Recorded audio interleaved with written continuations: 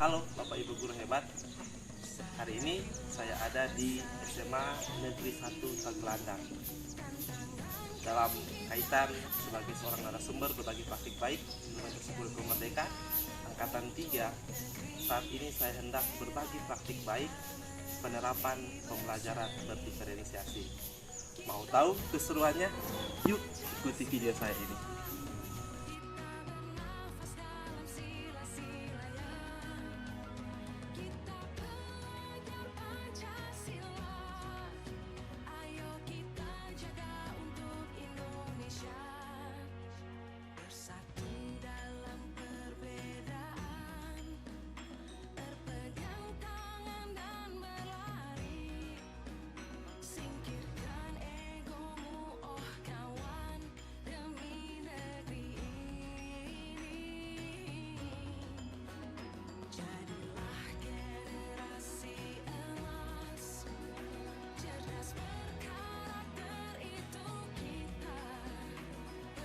Mengikuti seleksi narasumber berbagi praktik baik untuk implementasi kurikulum merdeka, dan puji Tuhan dinyatakan lulus, dan saat ini bagian dari hasil berbagi praktik baik. Ya, jadi praktik baik yang saya akan bagikan pada saat ini adalah terkait dengan pembelajaran berdiferensiasi. Kita mulai dari filosofi KHD. Menuntun segala kodrat yang ada pada anak-anak agar mereka dapat mencapai keselamatan dan kebahagiaan yang setinggi-tingginya, baik sebagai manusia maupun sebagai anggota masyarakat. Anak-anak hidup dan tumbuh sesuai kodratnya sendiri. Pendidik hanya dapat merawat dan menuntun tumbuhnya kodrat itu. Percaya tak Bapak Ibu, ketika kita di kelas ada 20 siswa, mereka semua itu hadir dengan situasi yang berbeda-beda, baik dari karakter mereka, baik dari latar belakang mereka. Percaya tidak? Atau sama semua? Beda. Oke. Nah, kita itu pendidik, itu kita harus menuntun kodrat mereka. Menurut Tomlinson di bukunya menuliskan bahwa pembelajaran berdiferensiasi adalah usaha untuk menyesuaikan proses pembelajaran di kelas untuk memenuhi kebutuhan belajar setiap murid, memenuhi kebutuhan belajar individu setiap murid. Jadi intinya adalah berdiferensiasi yang nanti kita lakukan dalam kelas itu adalah kita harus mengakomodir setiap kebutuhan murid. Artinya sebenarnya yang mereka butuhkan itu apa? Sekalipun ada 20 sampai 30-an siswa, kita harus dapat mengakomodir itu lewat proses pembelajaran berdiferensiasi. Nanti Bapak Ibu yang sudah menyaksikan modul ajar, nanti di langkah-langkah pembelajaran kita sisipkan konsep pembelajaran berdiferensiasi, supaya kan kalau kemarin pembukaannya guru melakukan ini kan, begitu kan, baru kegiatan intinya seperti ini. Nah, dalam ketika kita memahami nanti konsep pembelajaran berdiferensiasi, nanti kita akan tuangkan konsep ini sesuai dengan kebutuhan murid di modul ajar Bapak Ibu, supaya nanti modul ajar yang kita buat itu adalah modul ajar yang dengan konsep pembelajaran berdiferensiasi. Jadi hal pertama adalah persiapan guru. Persiapan guru ini kalau yang lalu itu dikenal dengan nama asesmen diagnostik. Nanti sebentar saya masuk ke asesmen. Nah, asesmen diagnostik, tapi sekarang mungkin lebih dikenal dengan istilah asesmen awal pembelajaran. Bapak Ibu pernah buat asesmen awal pembelajaran sebelum masuk kelas? Ada? Mendengar praktik-praktik baik yang mungkin bisa dilakukan. Oke.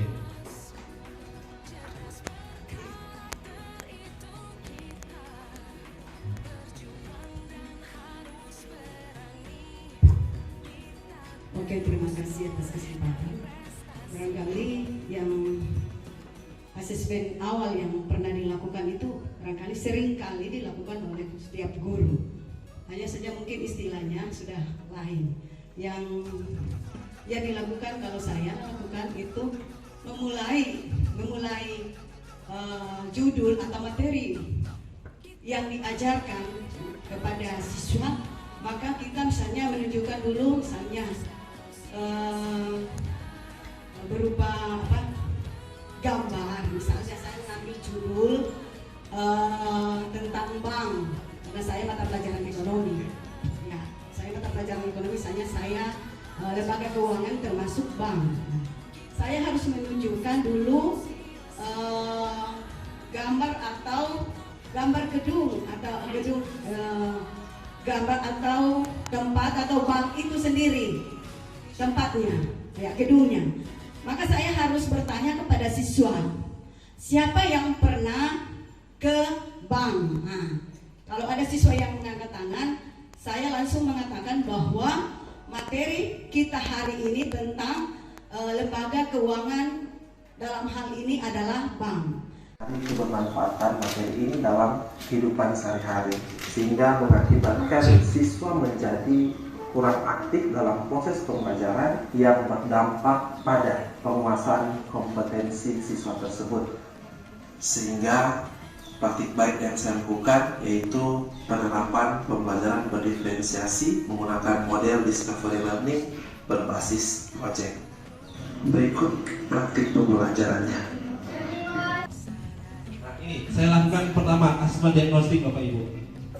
Asesmen diagnostik, Asesmen diagnostik berupa angket yang saya lakukan dengan menggunakan aplikasi Microsoft Forms, di mana siswa menjawab angket tersebut dengan menggunakan handphone mereka. jadi asesmen awal tidak harus yang ribet-ribet Bapak Ibu. Setelah semua siswa Saya selesai hanya buat mengisi angket untuk mengetahui gaya belajar mereka. analisis dan saya memetakan mereka ke dalam beberapa kelompok sesuai dengan gaya belajar mereka berdasarkan hasil analisis angket. Ada yang auditori, visual, dan kinestetik.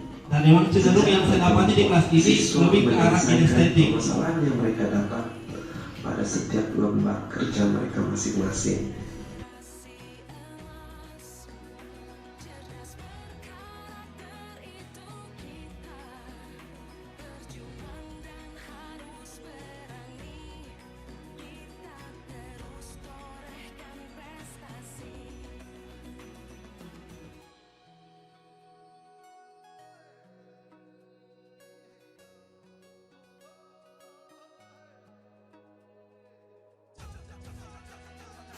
Materi-materi atau masalah ekonomi yang terjadi dan cara pemecahannya. Seterusnya untuk kelompok berikutnya, guru menjelaskan masalah-masalah ekonomi yang terjadi dengan memberi kesempatan